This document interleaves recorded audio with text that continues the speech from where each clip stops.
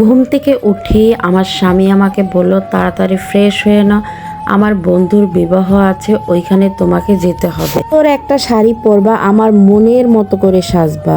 তো যেই কথা সেই কাজ, আমি তো সুন্দর করে সেজে নিলাম। তারপর আমি আর আমার স্বামী তার বন্ধুর বিবাহ অনুষ্ঠানে উপস্থিত হলাম। ওইখানে গিয়ে দেখি আমার স্বামীর যত সব ফ্রেন্ড সার্কেল আছে সব ওইখানে উপস্থিত, সাথে তাদের ওয়াইফও এসেছিল। যাওয়ার পর আমি কিছুটা সংকোচ বোধ করছিলাম, কারণ আমাকে কেউ ভালো চোখে দেখছিল না। আমার শাড়ি, আমার পোশাক আশাক সবকিছু দেখে সবাই একটু আর চোখেই তাকাচ্ছিল। এবার ভেবেছিলাম যে ভাবিদের সাথে গিয়ে একটু গল্প করি, কিন্তু তারা আমাকে দেখে একটু ইগনোর করতেছিল, যে কারণে আমি আমার স্বামীর সাথেই দাঁড়িয়েছিলাম। হঠাৎ করে তার ফ্রেন্ড সার্কেল এসে ডেকে নিয়ে পাশে বসে বলা শুরু করলো, তুই কত হ্যান্ডসাম, কত বড় ব্যবসা করস, অথচ তোর বউ দেখতে এরকম, চাইলে তো এখনো একটা সুন্দর মেয়ে দেখে বিয়ে করতে পারস।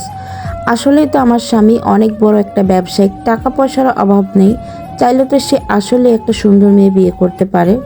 এবং যে বিবাহ অনুষ্ঠানে গিয়েছিলাম সেখানে সবাই ছিল আমার থেকে বেশি সুন্দরী। ছেলে মানুষ কিন্তু মেয়ে মানুষের কাছে টাকা পয়সা চায় না, সে চায় তার সুন্দর একটা বউ থাকবে।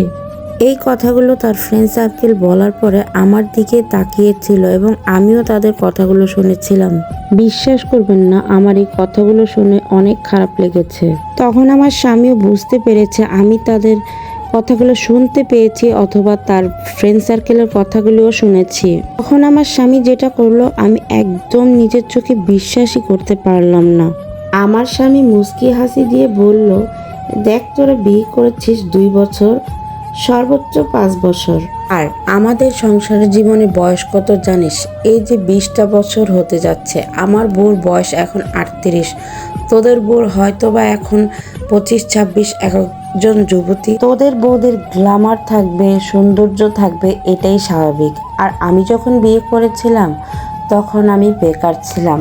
ওই যে এতক্ষণ যে তোর ভাবিকে নিয়ে কথাগুলো বললি, ওই মেয়েটা আমার পকেটে যখন 10টা টাকাও ছিল না, তখন থেকে এই যে 20টা বছর আমার পাশে পাশে।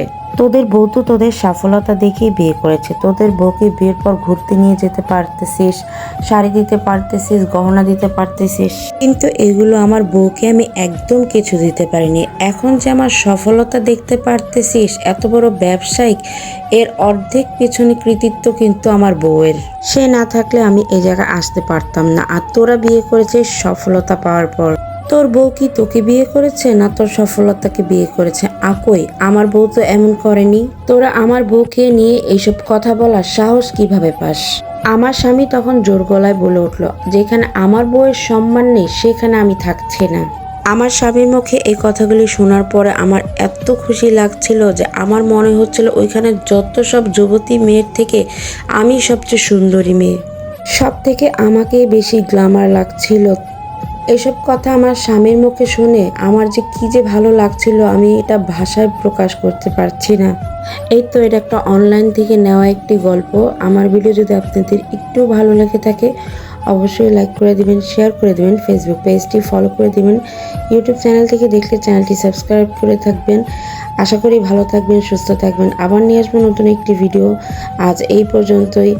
ভালো থাকবেন, নিজেদের যত্ন নেবেন। আল্লাহ হাফেজ।